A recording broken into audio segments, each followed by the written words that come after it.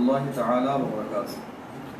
الحمد لله والصلاة والسلام على رسول الله وعلى آله وأصحابه أجمعين، أما بعد فأعوذ بالله من الشيطان الرجيم. بسم الله الرحمن الرحيم.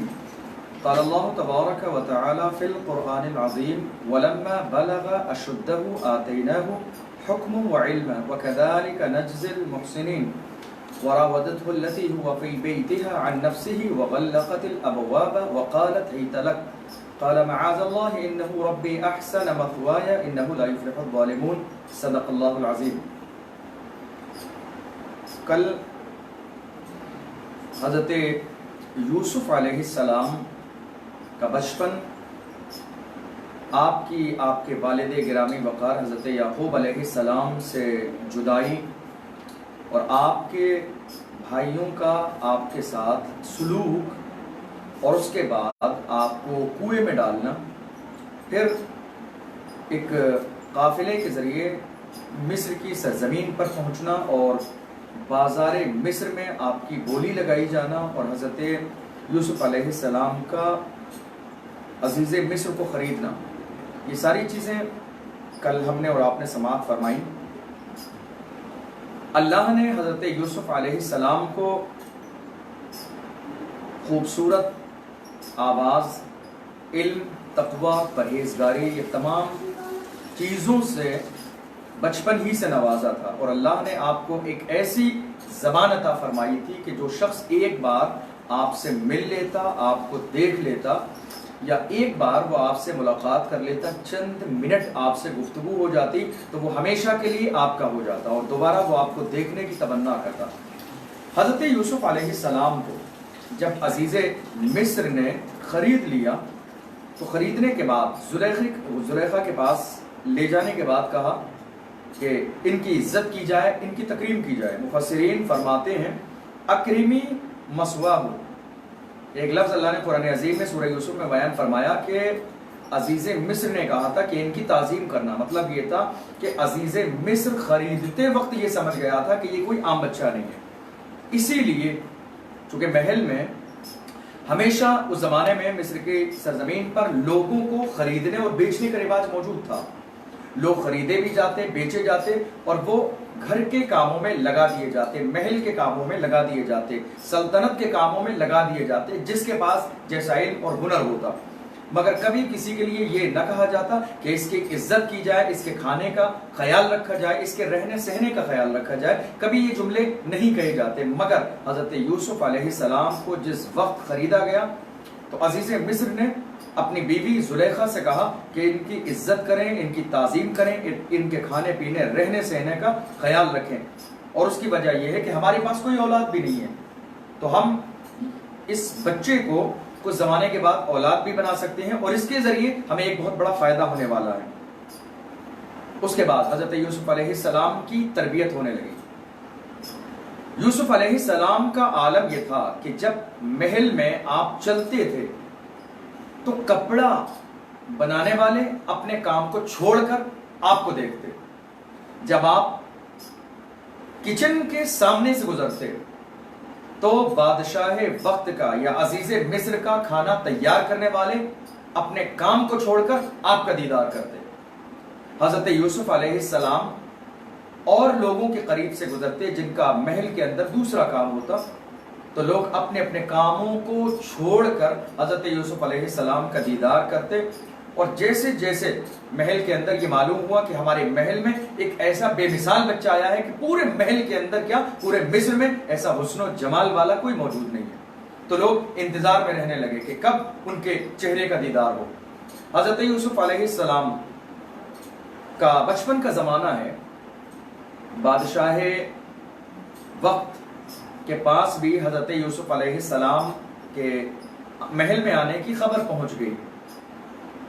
جس زمانے میں عزیز مصر کا کھانا تیار کرنے والے لوگ کھانا تیار کرتے، لیکن جو عزیز مصر کا اپنا خاص وزیر تھا جو اس السلام کو معاملات سکھانے کے لیے، چونکہ حضرت یوسف علیہ السلام کو لانے کے بعد یہ کہہ دیا گیا کہ ان کے ساتھ غلاموں جیسا سلوک نہیں کیا جائے گا. ان کے ساتھ غلاموں جیسا سلوک نہیں کیا جائے گا، بلکہ انہیں حکومت کی ذمہ داریاں سنبھالنے کا موقع دیا جائے گا، لہٰذا ان کی تربیت اسی انداز میں کرنا چاہیے، ویسے انہیں ساری چیزیں سکھائی جائیں۔ تو سب سے پہلے حضرت یوسف علیہ السلام کو ان کی سرپرستی میں کھانے کی ذمہ داری دی گئی کہ حضرت یوسف علیہ السلام کل سے مطبخ کو دیکھیں گے کہ جہاں کھانا تیار کیا جاتا ہے۔ دوسرے دن جب حضرت یوسف علیہ السلام کی سرپرستی میں کھانا تیار ہوا اور وہ عزیز مصر اور زلیخا کے سامنے جب دسترخوان پر یا ٹیبل پر سجایا گیا، اور جب پہلا لقمہ عزیز مصر نے منہ میں رکھا تو اس نے کہا کہ بنانے والے تو وہی لوگ ہیں، کوئی نہیں بدلا ہے، لیکن مجھے بڑی حیرت ہے کہ آج تک میں نے اپنی زندگی میں اس کھانے میں، اس مطبخ میں ایسا کوئی لقمہ نہیں چکھا کہ جس کے اندر ایسا ذائقہ موجود ہے۔ آج کیا کمال ہے۔ تو عزیز مصر کے خاص وزیر نے کہا کہ اب تک ہمارے محل میں یہ بچہ موجود نہیں تھا، یہ ساری برکتیں اس بچے کی ہیں، یہ بچہ بہت باکمال بچہ ہے، بہت ذہین اور بہت ذمہ دار بچہ ہے۔ حضرت زلیخا نے بھی دسترخوان پر اپنی رائے کو ظاہر فرمایا کہ واقعی کھانا بے مثال ہے۔ حضرت یوسف علیہ السلام نے کچھ کیا نہیں تھا اس میں، بس آپ کی نگرانی میں، آپ کی سرپرستی میں تیار کیا گیا تھا۔ اسی وقت دسترخوان پر حضرت یوسف علیہ السلام کو عزیز مصر نے کہا کہ آج سے آپ ساری ذمہ داریاں سنبھالیں گے، یعنی کچن کی ساری ذمہ داریاں آج سے آپ سنبھالیں گے۔ حضرت یوسف علیہ السلام کو یہ پہلا کام تھا جو محل میں ملا عزیز مصر کی طرف سے۔ اس کے بعد جو لوگ اب تک سنبھالتے تھے انہیں تھوڑی سی تکلیف ہوئی کہ ہماری جگہ عزیز مصر کے دسترخوان سے بچ جاتا۔ آج سے پہلے حضرت یوسف علیہ السلام کے محل میں تشریف لانے سے پہلے ہوتا یہ کہ بچا ہوا کھانا وہ چند لوگ مل کر کھا لیتے یا اپنے لیے بچا کے رکھ لیتے، مگر آج جب حضرت یوسف علیہ السلام کو یہ ذمہ داری ملی ہے تو حضرت یوسف علیہ السلام نے بادشاہ وقت کے یا عزیز مصر کے دسترخوان کا بچا ہوا سارا کھانا لے جا کر ان غریبوں میں تقسیم کیا کہ جنہیں مہینوں کے حساب سے کبھی ایسا کھانا میسر نہیں آتا۔ کیونکہ بادشاہ کے سامنے یا عزیز مصر کے سامنے دسترخوان پر جو کھانا لگتا ہے، سب سے پہلی بات یہ ہے کہ وہ ایک رنگ کا نہیں ہوتا بلکہ کئی رنگ کے کھانے وہاں موجود ہوتے ہیں، اور سب سے زیادہ حسین و جمیل دسترخوان اور طباق وہیں پر سجائے جاتے ہیں۔ سب سے زیادہ لذیذ اور ذائقہ دار کھانا عزیز مصر کے سامنے ہوتا ہے۔ تو آج تک کبھی نہ ملتا تھا غریبوں کو، مگر آج حضرت یوسف علیہ السلام نے جب آپ کی سرپرستی کا معاملہ پیش آیا تو حضرت یوسف علیہ السلام اپنے ہاتھوں میں وہ طباق لے جاتے اور ان غریبوں میں تقسیم فرما دیتے۔ حضرت یوسف علیہ السلام کے اس معاملے کو دیکھ کر، اس عادت کو دیکھ کر محل کے تمام لوگ آپ سے محبت کرنے لگے۔ اتنی محبت، بے پناہ محبت کہ اگر آپ تھوڑی دیر کے لیے ان کی آنکھوں سے اوجھل ہو جاتے، تھوڑی دیر کے لیے ان کی نگاہوں سے دور ہو جاتے تو لوگ پریشانی میں پڑ جاتے، انہیں اچھا نہیں لگتا، وہ اس بات کے منتظر رہتے کہیں سے یوسف کا چہرہ نظر آ جائے، کہیں سے جمال یوسف ہمیں نظر آ جائے اور ہمارے دل میں ٹھنڈک کا احساس ہو جائے۔ حضرت یوسف علیہ السلام سے یہ محبت کا عالم تھا۔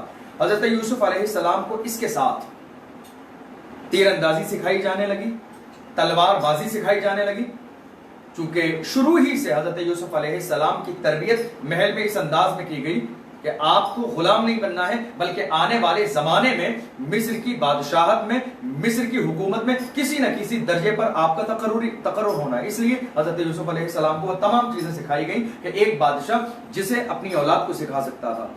حضرت یوسف علیہ السلام کی عمر بڑھنے لگی، لیکن آپ کا عالم یہ تھا، عزیز مصر کی بیوی زلیخا کی جن کی سرپرستی میں بحیثیت ماں بھی ہم اور آپ کہہ سکتے ہیں کہ ان کی سرپرستی میں حضرت یوسف علیہ السلام کی تربیت ہوئی، لیکن جیسے جیسے آپ کی عمر بڑھنے لگی آپ کی نگاہیں جھکنے لگی، اور بلکہ روایتوں میں ہے کہ حضرت یوسف علیہ السلام جب محل میں تشریف لائے تھے اس وقت سے ہی کبھی آپ ان کے چہرے کی طرف نہیں دیکھتے تھے، یہ ادب تھا، یہ آپ کا پردہ تھا، کبھی آپ زلیخا کے چہرے کی طرف نہیں دیکھتے تھے، اور جیسے جیسے آپ کی عمر بڑھنے لگی حضرت یوسف علیہ السلام کی توجہ اور ان کی طرف دیکھنے میں اور زیادہ کمی آنے لگی۔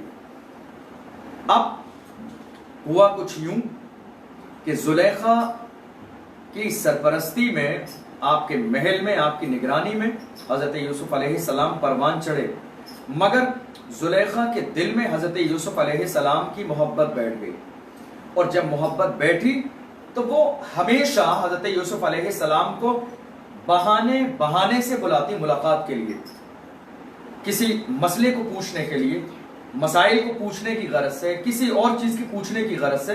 کئی بار ایسا ہوا کہ حضرت یوسف علیہ السلام کو زلیخا اپنے ساتھ معبد لے گئیں، چونکہ مصر کی سرزمین پر اس زمانے میں ایسا نہیں تھا کہ تمام لوگ اللہ کے سامنے سجدہ کرنے والے تھے، تمام کی پیشانی اللہ کے سامنے جھکتی تھی، بلکہ ایسے لوگ بھی تھے کہ جن کی پیشانیاں پتھروں کے سامنے جھکتی تھیں، ایسے لوگ بھی تھے کہ جن کی پیشانیاں سمندر کے سامنے جھکتی تھیں، ایسے لوگ بھی تھے کہ جن کی پیشانیاں آگ کے سامنے جھکتی تھیں، ایسے لوگ بھی تھے کہ جن کی پیشانیاں بابر کے سامنے جھکتی تھی۔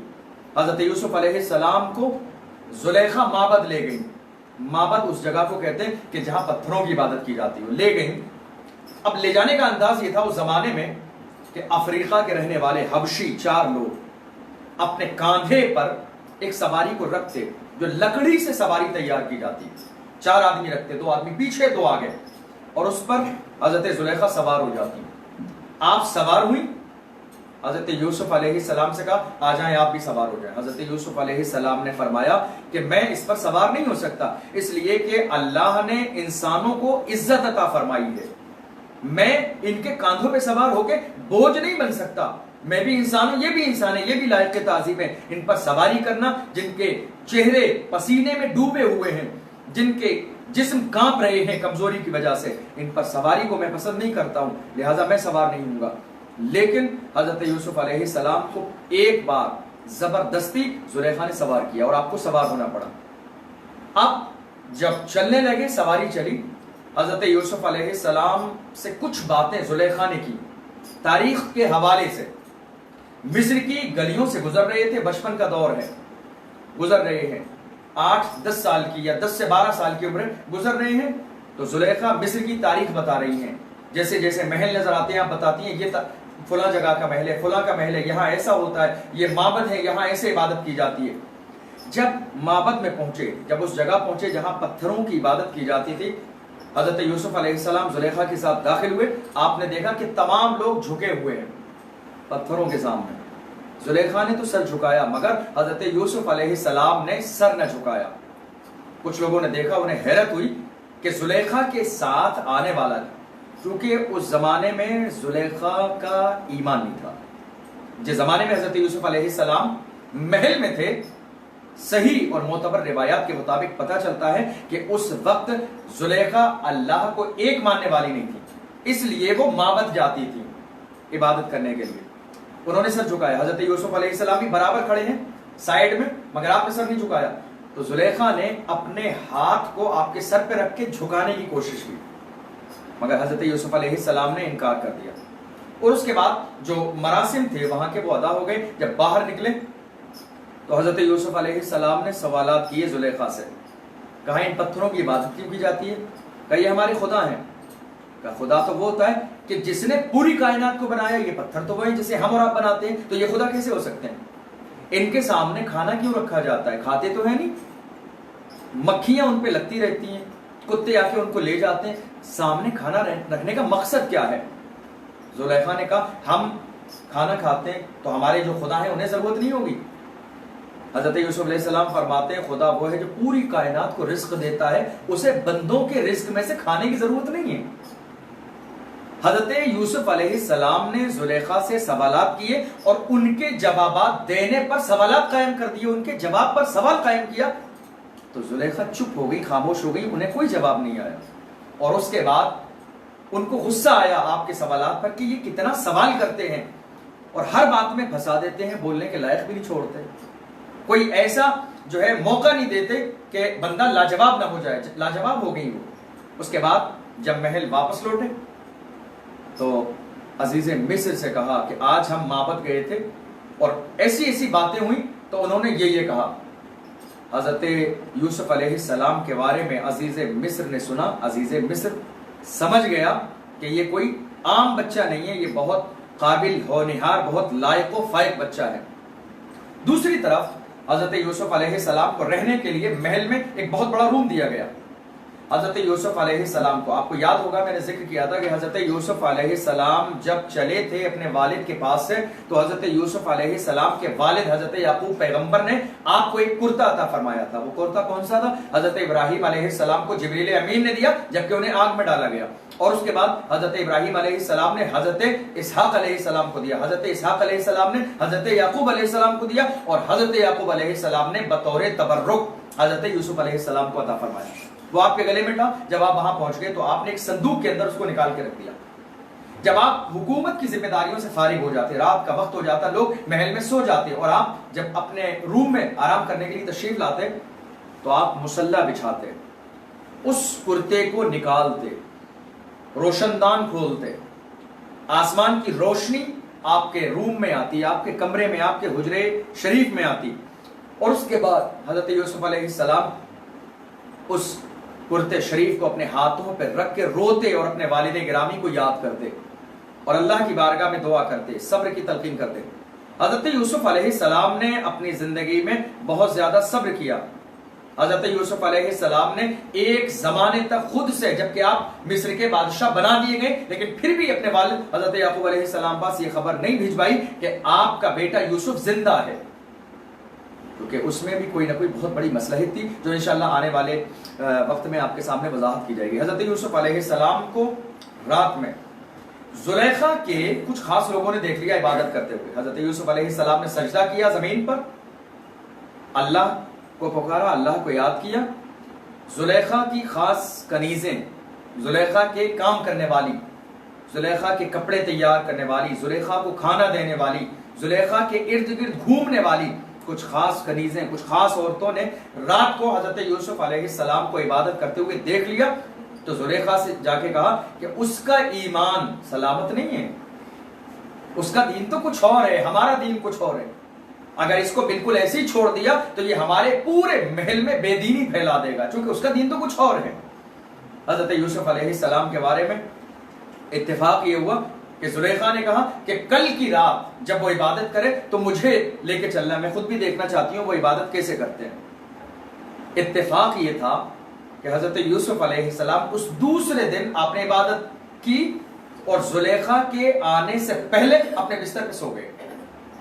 اب جو زلیخا کے کانوں کو بھر کے کچھ کنیزیں لے کر آئی تھی، زلیخا نے کافی دیر کھڑے ہو کے آپ کے حجرے میں دیکھا اور آپ آرام فرما رہے تھے، تو زلیخا کو یقین ہو گیا کہ یہ عورتیں مبالغہ کر رہی ہیں، جھوٹ بول رہی ہیں یوسف کے بارے میں۔ زلیخا نے غصہ کیا اور ان پر ملامت کرتی ہوئی واپس چلی گئی اپنے روم کی طرف۔ حضرت یوسف علیہ السلام، ہم اور آپ یہ بات بہت اچھے سے جانتے ہیں کہ دنیا میں ایک انسان جب اسے دنیا میں مقبولیت ملتی ہے، جب اسے ترقی ملتی ہے، جب اسے کامیابی ملتی ہے، جب وہ کامیابی کی منزلوں کو طے کر لیتا ہے، جب وہ بلندیوں پر فائز ہو جاتا ہے، جب دنیا کی نگاہوں کے سامنے اس کا چہرہ آتا ہے، جب دنیا کے سیاروں کے سامنے اس کے وجود کی سرخیاں آتی ہیں، تو زمانے میں اسے قبول کرنے والے بھی ہوتے ہیں، زمانے میں اس کی تائید کرنے والے بھی ہوتے ہیں، زمانے میں اس کا ساتھ دینے والے بھی ہوتے ہیں، زمانے میں اس کے قدموں میں جان دینے والے بھی ہوتے ہیں، زمانے میں اس کی تائید کرنے والے بھی ہوتے ہیں، زمانے میں اس کا سپورٹ کرنے والے بھی ہوتے ہیں، زمانے میں اس کے زندہ باد کے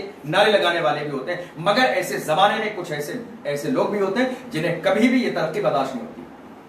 جہاں جہاں ترقی ہوتی ہے وہاں حسد کرنے والے پہنچ ہی جاتے ہیں، ترقی ہوگی تو حسد کرنے والے ہوں گے، بلندی ملے گی تو وہاں جلنے والے لوگ موجود ہوں گے، ہر زمانے میں ایسا رہا۔ حضرت یوسف علیہ السلام کو جب ترقی ملی دنیاوی طور پہ، ظاہری طور پہ، ویسے تو اللہ نے آپ کو نبوت عطا فرمائی جس منصب سے اس کائنات میں کوئی بڑا منصب ہو ہی نہیں سکتا، آپ اللہ کے پیغمبر ہیں، جلیل القدر پیغمبر ہیں، مگر دنیاوی اعتبار سے جب محل میں آپ کو عزت ملی، لوگ آپ سے محبت کرنے لگے، آپ کے اخلاق کے چرچے ہونے لگے، آپ کے حسن کے چرچے ہونے لگے، آپ کے جمال کی باتیں ہونے لگیں، آپ کے کمال کے تذکرے ہونے لگے، لوگ انتظار میں رہنے لگے کہ جمال یوسف دیکھنے کو مل جائے، یوسف کا دیدار ہو جائے، یوسف سے محبت کرنے کا، ایک بات کرنے کا موقع مل جائے۔ حضرت یوسف علیہ السلام جب محل کے اندر جہاں درخت لگائے جاتے ہیں باہری حصے میں، ہوا کے لیے، آرام کرنے کے لیے، سکون کے لیے، تفریح کے لیے، دل کو خوش کرنے کے لیے، جب آپ وہاں ٹہلتے تو زلیخا چھت سے آپ کو دیکھتی۔ حضرت زلیخا کو جب آپ سے محبت ہوئی، تو وہ ہمیشہ بہانے سے حضرت یوسف علیہ السلام کو بلاتی، کبھی مسائل پوچھنے کے لیے، کبھی کچھ بات کرنے کے لیے، کبھی آپ سے کوئی اور چیز پوچھنے کے لیے۔ حضرت یوسف علیہ السلام پہلے تو جانے سے پرہیز کرتے، کہہ دیتے میں ذرا سا مصروف ہوں پھر آ جاؤں گا، مجھے کوئی کام ہے پھر آ جاؤں گا۔ لیکن جب زیادہ اصرار پڑتا، زلیخا کی طرف سے بار بار لوگ بلاوے آتے، تو حضرت یوسف علیہ السلام نہ چاہتے ہوئے بھی جاتے۔ کیوں؟ اس لیے کہ زلیخا کے محل میں ہے، زلیخا نے بچپن سے اب تک پالا ہے، ذمہ داری اٹھائی ہے۔ تو کچھ دنیا میں ایسے رشتے ہوتے ہیں کہ جن کا لحاظ بھی بہت ضروری ہوتا ہے۔ حضرت یوسف علیہ السلام تشریف لے جاتے، لیکن انداز یہ ہوتا کہ حضرت یوسف علیہ السلام کا چہرہ کہیں اور ہوتا، زلیخا کے چہرے پہ آپ کی نظر نہیں ہوتی۔ زلیخا نے ایک دن کہا تھا، مجھے آج بھی وہ جملے یاد ہے، کئی روایتوں میں ہیں، لا اعلم اذا كان اعراضك عن النظر في وجهي من باب الاحترام او من عدم الالتفات، کہ مجھے نہیں پتا ہے آپ جب بھی میرے پاس آتے ہیں تو ادب کی وجہ سے آپ میرے چہرے کو نہیں دیکھتے یا بے توجہی کی وجہ سے آپ میری طرف دیکھنا گوارا نہیں کرتے۔ حضرت یوسف علیہ السلام نے جو ہے وہاں بھی پردے کی اور اللہ کے ذکر کی بہت ساری باتیں بتا کے اس بات کو مکمل کیا۔ تو ہمیشہ زلیخا آپ کے پاس لوگوں کو بھیجتی اور حضرت یوسف علیہ السلام جانے سے بچتے، یہاں تک کہ حضرت یوسف علیہ السلام پر اس محل میں اتنا دباؤ بنایا گیا کہ حضرت یوسف علیہ السلام کے سامنے زلیخا کی طرف سے شادی تک کی فرمائش کی گئی، مگر حضرت یوسف علیہ السلام نے کبھی کوئی جواب نہیں دیا، بلکہ آپ ہر موقع پہ بچنے کو پسند کرتے۔ آپ آتے، آپ اپنے روم میں دیکھتے، بہت ساری ایسی چیزیں رکھی ہوتی جو حضرت زلیخا کی طرف سے آتی بطور ہدیہ، لیکن آپ اسے قبول نہ فرماتے، روم میں آتے، دیکھتے اور واپس چلے جاتے، اور اللہ کی بارگاہ میں ہاتھ اٹھا کے دعا کرتے، اے اللہ مجھے اس مصیبت سے بچا، اے اللہ مجھے اس بوال سے بچا۔ حضرت یوسف علیہ السلام کا جب جوانی کا دور آیا، جب آپ جوان ہو گئے، آپ کے حسن کے چرچے مصر کے ہر کونے پہ ہوئے، لوگ حضرت یوسف کے جمال کو دیکھنے کے لیے اپنے دروازوں پر لائن لگانے لگے۔ حضرت یوسف علیہ السلام کا شباب جب دنیا کی نگاہوں کے سامنے آیا تو اس وقت زلیخا نے ہر ممکن کوشش کرنے کے بعد ایک دن زلیخا نے اپنے محل میں ایک ایسا محل کہ جس محل میں حضرت زلیخا کا جو روم تھا اس کے 7 دروازے تھے، جس کو قرآن عظیم نے بیان کیا، ایک کنیز کے ذریعے حضرت یوسف علیہ السلام کو اپنے سب سے اندر والے روم میں بلایا۔ حضرت یوسف علیہ السلام پہلے جانا نہیں چاہ رہے تھے، لیکن پھر بھی چونکہ حکم تھا تو آپ نہ چاہتے ہوئے بھی تشریف لے گئے، لیکن جاتے ہوئے بھی آپ دعا کرتے جا رہے تھے، اے اللہ مجھے سلامت رکھنا، میری حفاظت فرمانا۔ ادھر زلیخا نے اپنے آپ کو سجایا، سنوارا، تیار کیا، نیا لباس پہنا۔ حضرت یوسف علیہ السلام جب وہاں پہنچے تو زلیخا نے اپنی خواہش کا اظہار کیا، حضرت یوسف علیہ السلام نے انکار فرما دیا اور آپ نے اللہ کی پناہ چاہی۔ زلیخا نے اپنی کنیز کو اشارہ کیا، جب یوسف علیہ السلام ساتھ میں حجرے میں آ گئے تو کنیز کو اشارہ کیا کہ وہ باہر نکلتی جائے اور تالے لگاتی جائے، لاک کرتی جائے، دروازہ بند کر۔ یوسف علیہ السلام اب ساتھ میں روم کے اندر ہیں، 7 تالے لگے ہوئے ہیں، ظاہری طور پر نکلنے کی کوئی صورت نہیں ہے، لیکن اللہ کے لیے کوئی چیز ناممکن نہیں ہے، اللہ کے لیے مسئلہ نہیں ہے، وہ قادر ہے، وہ مالک ہے، وہ جو چاہے وہ کر سکتا ہے۔ حضرت یوسف علیہ السلام کے سامنے قرآن عظیم نے اسی کو بیان کیا، وراودته التي هو في بيتها عن نفسه وغلقت الابواب وقالت هيت لك قال معاذ الله انه ربي احسن مثواي انه لا يفلح الظالمون۔ حضرت یوسف علیہ السلام کو جب اپنی طرف آنے کے لیے ابھارا، حضرت یوسف علیہ السلام نے کہا میں اللہ کی پناہ چاہتا ہوں، جس طرف زلیخا مجھے بلاتی ہیں اس طرف جانے سے میں اللہ کی پناہ چاہتا ہوں، اور تمام دروازے بند کر لیے گئے اور اپنی طرف بلایا۔ حضرت یوسف علیہ السلام کے بارے میں ہے کہ اس وقت آپ نے ایک دلیل دیکھی، حضرت یوسف علیہ السلام نے ایک دلیل دیکھی۔ مفسرین کا اختلاف ہے کہ وہ دلیل کیا تھی، ایک روایت میں ہے، ایک قول یہ ہے وہ دلیل یہ تھی کہ حضرت یوسف علیہ السلام کے سامنے آپ کے والد گرامی حضرت یعقوب علیہ السلام کا چہرہ آیا اور آپ اپنے منہ میں اپنی انگلی دانتوں سے دبائے ہوئے ہیں، مطلب تعجب کے ساتھ یہ کہہ رہے ہیں یوسف خیال رکھنا ایمان سب سے بڑی دولت ہے، وَلَا تَقْرَبُوا الزِّنَا إِنَّهُ كَانَ فَاحِشَةً وَسَاءَ سَبِيلًا. اس طرح کی روایات ہیں. ایک روایت میں یہ ہے، ایک قول یہ بھی ہے کہ آپ کی نگاہوں کے سامنے قرآن عظیم کی آیات آ گئی جو زنا کی حرمت کے بارے میں ہے کہ اللہ نے زنا کو حرام فرمایا، إِنَّهُ كَانَ فَاحِشَةً وَسَاءَ سَبِيلًا، کہ یہ برائی ہے اور برا راستہ ہے. تو اس طرح کے اقوال موجود ہیں. مگر حضرت یوسف علیہ السلام ایک طرف زلیخا کو دیکھ رہے ہیں کہ زلیخا کے اوپر مکمل شیطان سوار ہے، کوئی بات زلیخا کو سمجھ میں نہیں آ رہی، اور دوسری طرف حضرت یوسف علیہ السلام کو یہ بھی احساس ہے کہ آج مجھے ان 7 تالوں میں قید کر دیا گیا ہے، یہاں سے بچنے کی صورت کیا ہوگی. حضرت یوسف علیہ السلام نے پھر بھی اللہ کی رحمت پر یقین کرتے ہوئے دروازے کی طرف بھاگنا شروع کیا. اور عالم یہ ہے، قرآن عظیم کا اعلان ہے وَعَلَى اللَّهِ فَلْيَتَوَكَّلِ الْمُؤْمِنُونَ، کہ جب ایمان والے اللہ کی ذات پر یقین کر لیتے ہیں، توکل کرتے ہیں، بھروسہ کرتے ہیں، تو اللہ ان کے بھروسے کو توڑتا نہیں ہے. آپ بھروسہ کر کے تو دیکھیں. حضرت یوسف علیہ السلام دروازے کی طرف دوڑے، جیسے ہی دروازے کے قریب پہنچے دروازے کا جو لاک تھا وہ خود بخود کھل گیا. حضرت یوسف علیہ السلام سمجھ گئے اللہ کا کرم ہو گیا، آپ تیزی سے دوسرے دروازے کی طرف گئے. اب آپ آگے ہیں، وہ زلیخا پیچھے ہیں. آپ آگے دوڑ رہے ہیں دروازے سے نکلنے کے لیے اور زلیخا پیچھے آ رہی ہیں آپ کو پکڑنے کے لیے. 7 تالے لگے ہوئے تھے. حضرت یوسف علیہ السلام دوڑتے رہے، دروازہ کھلتا رہا، لاک کھلتا رہا، یہاں تک دروازہ آ گیا. جب آخری دروازہ آیا حضرت یوسف علیہ السلام دروازہ جیسے ہی آپ نے دروازے پہ ہاتھ لگایا تو زلیخا قریب آ گئی اور زلیخا نے بہت تیزی سے آپ کو پکڑنے کے لیے آپ کی پیٹھ پر ہاتھ مارا. جیسے ہی ہاتھ مارا یعنی پکڑنے کے لیے کوشش کی پکڑنے کی، تو آپ کا کرتا شریف پھٹ کر زلیخا کے ہاتھ میں آ گیا پیچھے سے. جیسے ہی دروازہ کھلا، قرآن عظیم میں ہے وَاسْتَبَقَ الْبَابَ وَقَدَّتْ قَمِيصَهُ مِنْ دُبُرٍ وَأَلْفَيَا سَيِّدَهَا لَدَى الْبَابِ. حضرت یوسف علیہ السلام نے جیسی دروازہ کھولا، زلیخا نے پیچھے سے ہاتھ مارا آپ کو پکڑنے کے لیے، آپ کا پیچھے سے کرتا پھٹ گیا. اس وقت جیسے ہی دروازہ کھلا کیا دیکھا کہ عزیز مصر دروازے پر ہے. حضرت یوسف علیہ السلام کے جسم مبارک پر بھی مکمل پسینہ ہے چونکہ آپ دوڑتے ہوئے آ رہے ہیں، اور زلیخا بھی بہت گھبرائی ہوئی ہیں. جیسے ہی نظر پڑی حضرت یوسف علیہ السلام کی عزیز مصر کے چہرے پر، اور زلیخا نے دیکھا کہ میرا شوہر موجود ہے، فوراً اپنی بات کو بدل دیا، فوراً اپنی بات کو بدل دیا، افسوس ظاہر کیا. اور جانتے ہیں کیا کہا؟ قالت ما جزاء من اراد باهلك سوءا الا ان يسجن او عذاب الیم. اے میرے شوہر نامدار آپ یہ بتائیے اس کا کیا بدلہ ہے، اس کی سزا کیا ہے کہ جس نے آپ کی بیوی کے ساتھ خیانت کا ارادہ کیا ہو، بدسلوکی کا ارادہ کیا ہو، یا تو اسے قید میں ڈال دیا جائے یا اسے دردناک عذاب دیا جائے. آپ بتائیں اس کی سزا کیا ہے؟ زلیخا رونے لگی.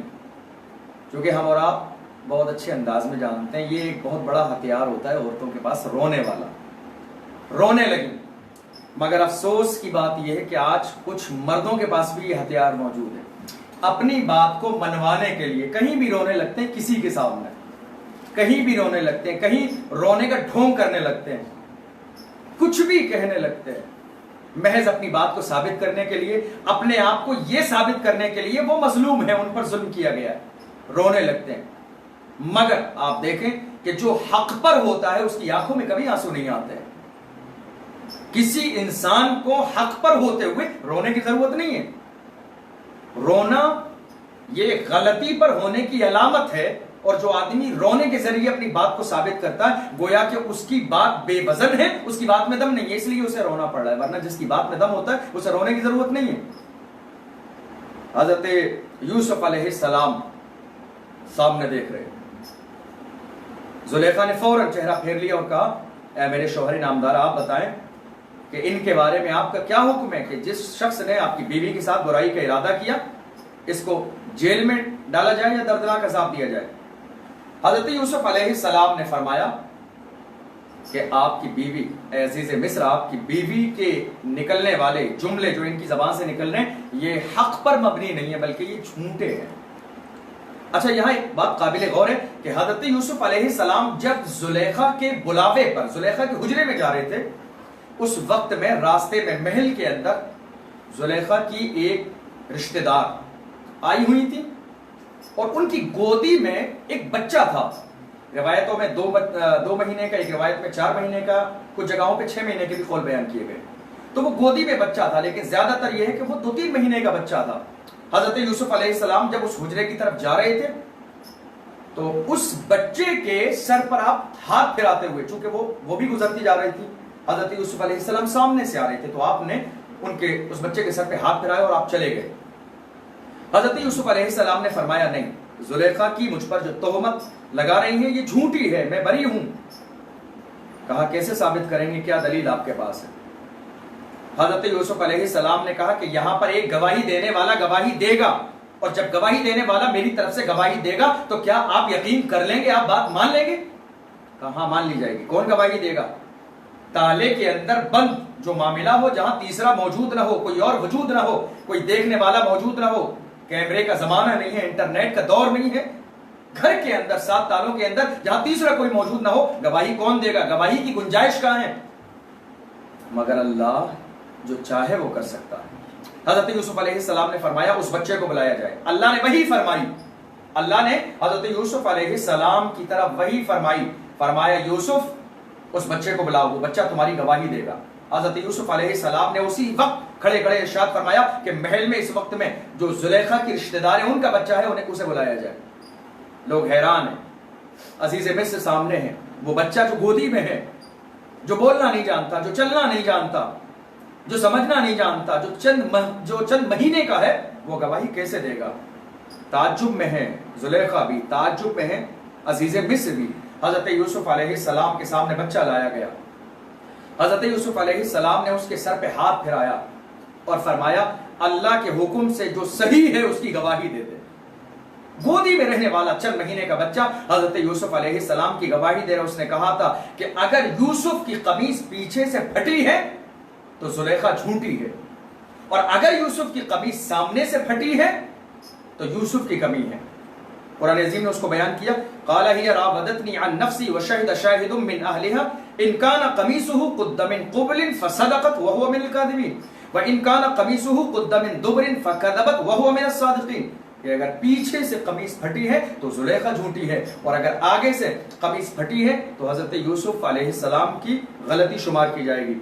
فلما رأى قمیصہ قد من دبر قال انہ من کیدکن ان کیدکن عظیم، جب دیکھا گیا، پہلے تو لوگوں کو تعجب ہوا کہ اتنا چھوٹا بچہ بولتا کیسے، مگر بولنے کے بعد جب عزیز مصر نے دیکھا تو حضرت یوسف علیہ السلام کے جسم پر موجودہ لباس سلامت تھا، سوائے پیٹھ کی طرف آپ کا لباس پھٹا ہوا تھا، اور اس وقت یہ ظاہر ہو گیا کہ حضرت یوسف علیہ السلام پاک باز ہیں، مکمل تمام غلطیوں سے بری ہیں، غلطی اس میں زلیخا کی ہے۔ اس وقت ایک جملہ کہا تھا، انہو من کیدکن ان کیدکن عظیم، عزیز مصر نے کہا تھا تم عورتوں کا مکر بڑا مشہور ہے، بڑا عظیم مکر ہے، تمہاری فریب میں کوئی بھی آ جاتا ہے، تمہارا فریب بہت عظیم ہے، بڑا مکر کرتی ہو۔ اس کے بعد عزیز مصر نے حضرت یوسف علیہ السلام سے ریکویسٹ کی، گزارش کی، وہاں زیادہ لوگ موجود نہیں تھے۔ یوسف اعرض عن هذا واستغفری لذنبک انک کنت من الخاطئین، عزیز مصر نے کہا یوسف علیہ السلام سے، اے یوسف آپ اس بات کو یہیں پر درگزر کر دیں، یہیں پر درگزر کر دیں، ختم کر دیں۔ آج ہمارے یہاں بھی ایسے ہی ہوتا ہے، بہت سارے موقع ایسے ہوتے ہیں کہ بات گھر کے اندر ہوتی ہے، بات گھر کے مکان کے اندر ہوتی ہے، اور ہم چاہتے ہیں وہ بات وہیں پر ختم ہو جائے، بند ہو جائے، لیکن نہ جانے کیوں کچھ ایسے کمزور ہاضمے کے لوگ، کمزور پیٹ کے لوگ ایسے بھی ہوتے ہیں کہ جو دنیا کی نگاہوں کے سامنے بات کو ظاہر کرنا چاہتے ہیں، انہیں جب تک مزہ ہی نہیں آتا جب تک کہ دنیا کے سامنے وہ بات ظاہر نہ ہو جائے۔ حضرت یوسف علیہ السلام سے کہا گیا یوسف اعرض عن هذا، اے یوسف آپ اس بات کو یہی ختم کر دیں، درگزر کر دیں۔ اور زلیخا سے کہا واستغفری لذنبک، اے زلیخا اپنی غلطی پر شرمندہ ہو اور یوسف سے معافی مانگ، انک کنت من الخاطئین، ساری خطا تیری ہے، اے زلیخا یوسف سے معافی مانگ۔ اس کے بعد وقال نسوۃ فی المدینۃ امرأۃ العزیز تراود فتاها عن نفسه قد شغفها حبا انا لنراها فی ضلال مبین. آپ دیکھیں زندگی میں آپ نے غور کیا ہوگا کہ دنیا میں آپ 1000 بہتر کام کرتے رہے, 1000 بہتر کام آپ کر لیں, لیکن شاید وہ اتنی تیزی کے ساتھ فیمس نہیں ہوں گے. 1000 نیکیاں کر لیں, اچھے کام کر لیں, بہتر کام کر لیں, بھلائی کے کام کر لیں, امت کے لیے خیر کے کام کر لیں, آپ وہ مشہور نہیں ہوں گے. اور آپ کی زندگی میں جانے انجانے میں ایک غلطی آپ سے ہو جائے تو 1 منٹ کے اندر وہ پوری دنیا کے سامنے آ جاتی ہے.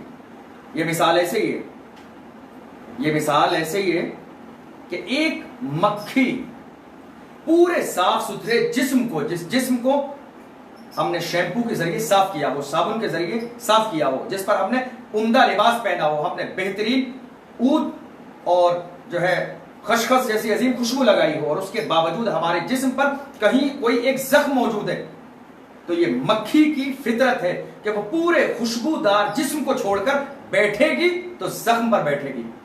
یہی مثال ہے ان لوگوں کی جو اچھائیوں کو پیٹھ کے پیچھے ڈال دیتے ہیں اور تھوڑی سی بات کو دنیا کے سامنے کسی بھی انسان کو ذلیل کرنے کے لیے ظاہر کر دیتے ہیں.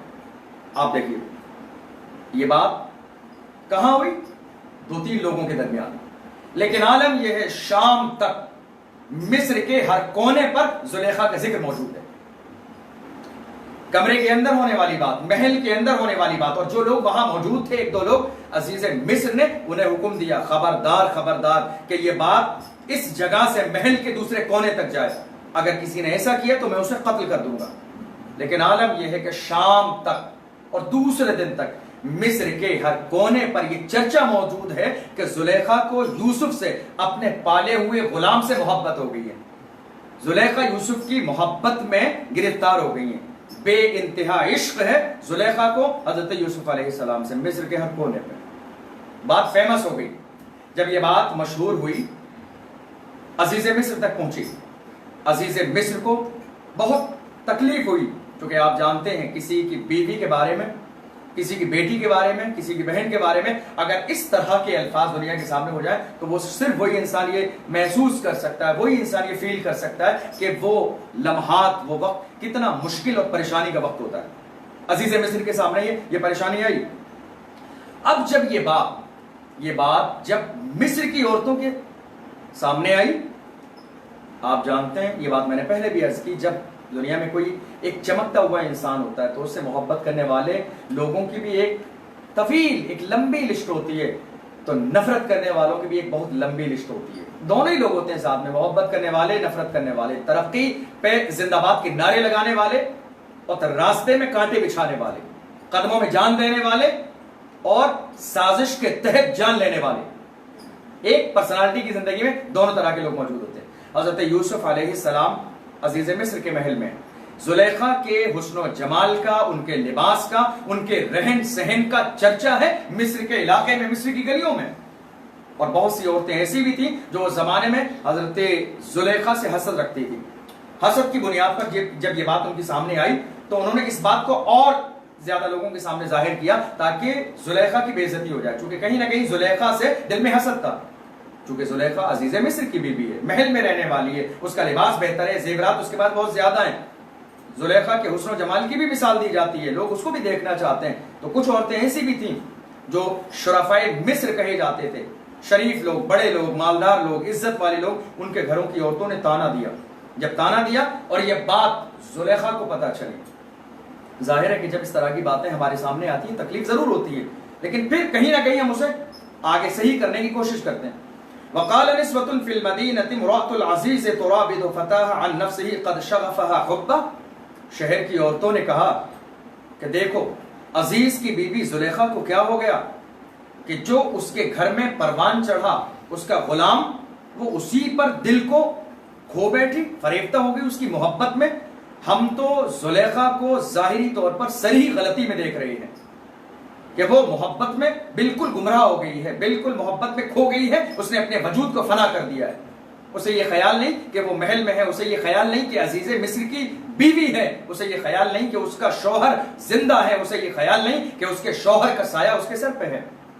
فلما سمعت بمكرهن ارسلت اليهن واعتدت لهن متكئا واتت كل واحدة منهن سكينا وقالت اخرج عليهن فلما رأينه اكبرن وقطعن ايديهن وقلن حاش لله ما هذا بشرا ان هذا الا ملك کریم. زلیخا کو جب یہ ساری باتیں آنے والوں نے بتا دی، کنیزوں نے بتا دی کہ زلیخا آپ کے بارے میں پورے شہر کے اندر یہ چرچا چل رہا ہے، بہت زیادہ بے عزتی ہو رہی ہے آپ کی، تو حضرت زلیخا نے ایک محفل منعقد کی، ایک محفل کا اہتمام کیا، اور جو شرفائے مصر تھیں، جو مصر کے مالدار گھرانوں کی عورتیں تھیں، مطلب جنہیں اتنا پاور تھا کہ زلیخا کی شان میں زبان کھول سکے، کیونکہ زلیخا کے بارے میں بھی سب زبان نہیں کھول سکتے، عزیز مصر کی بھی ہے، اس کے پاس بھی ایک رتبہ ہے، سب نہیں کھول سکتے. زلیخا نے ان تمام شرفائے مصر کو دعوت دی، دعوت میں عمدہ کھانے کا اہتمام کیا، اور اس کے بعد حضرت یوسف علیہ السلام کے پاس جا کر گزارش کی، ریکویسٹ کی، اور آپ کو حکم دیا کہ اے یوسف، بس آپ کا اتنا کام ہے، جب دعوت تیار ہو جائے، کھانا تیار ہو جائے، دسترخوان لگ جائے اور مصر کی عورتیں آ جائیں، وہ بیٹھ جائیں دسترخوان پر، تو میرے آواز دینے پر آپ پھلوں کی ٹوکری لے کر آئیں گے، میرے سامنے رکھیں گے اور بس گزرتے ہوئے چلے جائیں گے، آپ کو وہاں ایک پل کے لیے بھی رکنا نہیں ہے. حضرت یوسف علیہ السلام نے ہر ممکن کوشش، تو آپ دیکھ چکے تھے کہ زلیخا نے کیا کیا آپ کے ساتھ، اس بار آپ اس کی کوئی بات ماننے کے لیے راضی نہیں تھے، لیکن پھر بھی حضرت یوسف علیہ السلام کو بہت زیادہ مجبور کیا گیا، اصرار کیا گیا، نہ چاہتے ہوئے بھی حضرت یوسف علیہ السلام کو یہ کرنا پڑا. تو جب شرفائے مصر آ گئیں، مصر کی عورتیں آ گئیں، دسترخوان لگ گئے، کھانے تیار کر دیے گئے، تو روایتوں میں ہیں، مفسرین کے بہت سے اقوال ہیں کہ جو پھل کاٹنے کے لیے چھری کے ساتھ رکھا گیا وہ کیا تھا. ایک قول یہ ہے کہ وہ نیمبو تھا، دوسرا قول یہ ہے کہ وہ موسمی تھی، ایک تیسرا قول یہ ہے کہ وہ نیمبو اور موسمی کے بیچ کا ایک پھل ہوتا ہے جو کبھی کبھی کھٹا بھی ہوتا ہے اور میٹھا بھی ہوتا ہے، جس کو کھایا جاتا ہے. تو اس طرح کے اقوال ملتے ہیں. تو بہرحال کوئی بھی ایک پھل تھا کاٹنے والا. حضرت یوسف علیہ السلام کو ایک پھلوں کی ٹوکری دے کے پردے کے پیچھے کر دیا گیا کہ جب آواز دی جائے گی آپ آئیں گے. عورتوں کے ہاتھ میں چاقو دے دیے گئے اور وہ پھل دے دیا گیا اور کہا بسم اللہ شروع کیجئے، شروع کیجئے. جب شروع کرنے کی نوبت آئی، عورتوں نے جیسی کاٹنا شروع کیا، حضرت یوسف علیہ السلام کو ندا دی گئی، اشارہ کیا گیا. حضرت یوسف علیہ السلام نہ چاہتے ہوئے بھی اس محفل میں نظریں جھکائے ہوئے پھلوں کی ٹوکری کو لے کے تشریف لائے، گزرتے ہوئے جا رہے ہیں. جیسے ہی ان عورتوں کی نظر جمال یوسف پہ پڑی تو وہ بھول گئی کہ وہ کہاں موجود ہیں، کون سی محفل میں ہیں، کون سا وقت ہے، وہ دسترخوان پر ہیں یا آرام کر رہی ہیں، وہ بھول گئی. اب چاقو چل رہے ہیں اور انہیں یہ پرواہ نہیں ہے کہ پھل کٹ رہا ہے یا ان کی انگلیاں ان کے ہاتھ کٹ رہے ہیں. حضرت یوسف علیہ السلام گئے، آپ نے پھلوں کی ٹوکری رکھی اور اس کے بعد واپس تشریف لے گئے. جب واپس تشریف لے گئے تو کتابوں میں ہے عالم یہ تھا کہ تمام عورتوں کے چہرے اٹھے ہوئے تھے، منہ کھلے ہوئے تھے تعجب سے، اور ان کی زبان پر تھا ما ھذا بشرا، کہ یہ بشر نہیں ہے، ان ھذا الا ملک کریم، کہ یہ فرشتہ ہے، کوئی فرشتہ ہے، کوئی بزرگ فرشتہ ہے. ہم نے اپنی زندگی میں ایسا حسن و جمال والا، ایسا کمال والا، ایسی ہیبت والا، ایسے روب و دبدبے والا ہماری نگاہوں نے دیکھا ہی نہیں ہے.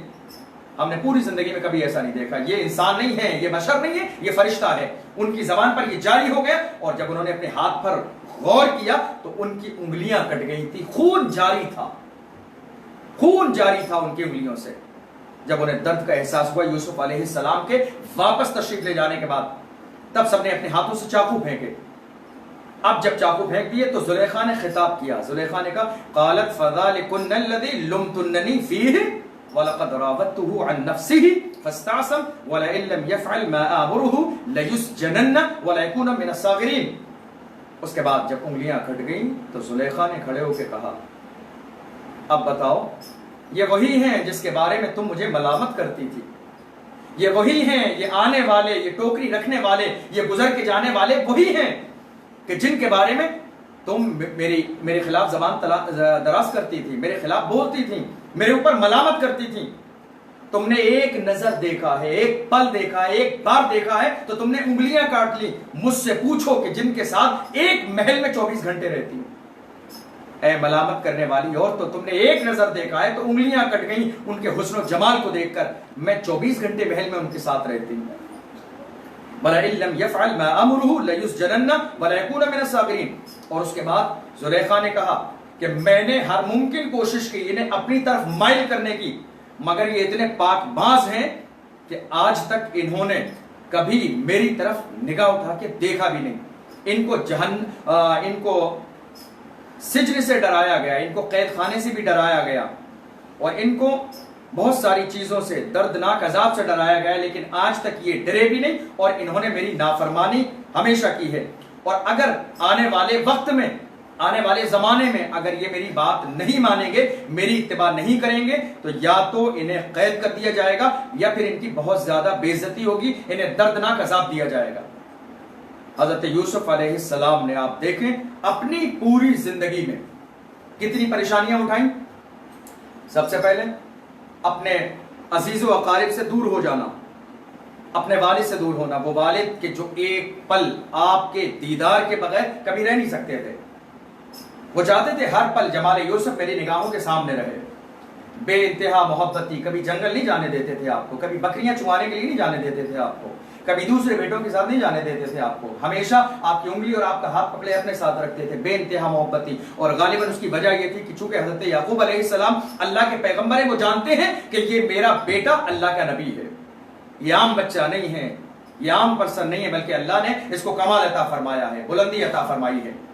لیکن عالم یہ ہے کہ باپ سے جدائی ہو گئی، بھائیوں سے دور ہو گئے، اپنے سگے بھائی بنیامین سے دور ہو گئے، آپ کو کنویں میں ڈالا گیا، تکلیف دی گئی، پریشانیوں کا سامنا ہوا، بھائیوں نے آپ کو ظاہری طور پر مارا بھی، جسم کے کپڑے آپ کے اتار لیے، جسم کے کپڑے چھین لیے، اس کے بعد بازار مصر میں آپ کو بیچا گیا، اور اس کے بعد آپ پر تہمت لگائی گئی، آپ کو ہمیشہ تنگ اور پریشان کرنے کی کوشش کی گئی، مگر آپ نے ہر موقع پر صبر کیا اور اللہ کی بارگاہ میں دعا کی۔ اور ہم بھی اس واقعے سے یہ نتیجہ نکالتے ہیں کہ اگر ہم بھی پریشانیوں پر صبر کریں اور اللہ کی بارگاہ میں دعا کریں تو یقینی طور پر اللہ بہتر راستہ ہمارے لیے نکالنے والا ہے۔ بارگاہ الہی میں دعا ہے کہ پروردگار عالم ہم نے جو سنا ہے اس کا جو نتیجہ نکلتا ہے اس نتیجے پر ہم سب کو غور کرنے کی اور اس کے مطابق عمل کرنے کی توفیق عطا فرمائے۔ انشاءاللہ کل اس کے آگے کی تفصیل آپ کے سامنے بیان کی جائے گی۔ اللہم صلی علی سیدنا و مولانا محمد مبارک وسلم، صلاۃ و سلام علیک یا رسول اللہ۔ مالک و مولا پروردگار عالم ہماری اس محفل کو اپنی بارگاہ میں قبول فرما۔ اے اللہ اس محفل میں قصدن یا سیون کوئی لفظ خامی ہوئی ہو تو اپنے شان کریمی سے معاف فرما۔ اے اللہ ہماری محنت اور ہمارے پڑھنے کے لائق نہیں تو اپنے کرم کے لائق ثواب عطا فرما۔ مالک و مولا پروردگار ہم سب کے رمضان کے روزوں کو اپنی بارگاہ میں قبول فرما۔ اے اللہ ہم سب کی نماز تراویح کو اپنی بارگاہ میں قبول فرما۔ اے اللہ ہم سب کو رمضان کی برکتوں سے مالا مال فرما۔ اے اللہ ہماری عبادات اور تلاوت کو اپنی بارگاہ میں قبول فرما لے۔ مالک و مولا اس وقت پوری دنیا جس مصیبت میں ملوث ہے تو اپنے کرم سے اس مصیبت سے ہم سب کو نجات عطا فرما۔ اے اللہ اپنے محبوب صلی اللہ علیہ وسلم کے صدقے میں ہماری دعاؤں کو قبول فرما۔ مالک و مولا ہم میں جو بیمار ہیں ان کو شفائی کاملہ و عاجلہ عطا فرما۔ اے اللہ جو پریشان حال ہے ان کی پریشانیوں کو دور فرما۔ اے اللہ جو مسلمان بے روزگار ہیں انہیں برسر روزگار عطا فرما۔ اے اللہ ہم میں سے جن جن کے ماں باپ انتقال کر چکے ہیں مولا ان کی مغفرت فرما، اور اے اللہ جن کے ماں باپ زندہ ہیں ان کی عمر میں برکتیں عطا فرما، حج بیت اللہ سے مشرف فرما۔ اے اللہ ہم سب کی قسمت میں مدینے کا سفر لکھ دے۔ مالک و مولا ہم سب کو بروں کی صحبت سے بچا، برے راستوں سے بچا، حاسدین کے حسد سے بچا، شر کرنے والوں کی شرارت سے بچا۔ اے اللہ ہمیں ایک اور نیک بنا، ہمیں متحد بنا، اے اللہ ہمیں منظم بنا، اے اللہ ہمیں غیبت سے دور فرما دے، اے اللہ ہمیں سازش سے دور فرما دے۔ مالک و مولا پروردگار عالم ہمیں دین کا خادم بنا، اے اللہ ہماری خدمات کو اپنی بارگاہ میں قبول فرما لے۔ اے اللہ اپنے دین کا کام ہم سے لے لے۔ مالک و مولا اس محفل کو سجانے میں بنانے میں جن لوگوں نے آج تک جو کوششیں محنت کی ہیں اللہ تو اپنے کرم سے سب کو پورا فرما لے، سب کو قبول فرما لے۔ اے اللہ سب کو بہتر بدلہ عطا فرما، ہماری دعاؤں کو محبوب اعظم صلی اللہ علیہ وسلم کے صدقے میں قبول فرما۔ ان اللہ و ملائکتہ یصلون علی النبی یا ایھا الذین آمنوا صلوا علیہ وسلموا تسلیما۔ اللہ رب محمد صلی اللہ علیہ وسلم، نحن عباد محمد صلی اللہ علیہ وسلم۔ سبحان ربک رب العزة عما یصفون وسلام علی المرسلین والحمد للہ رب العالمین، وبحق لا الہ الا اللہ محمد رسول اللہ۔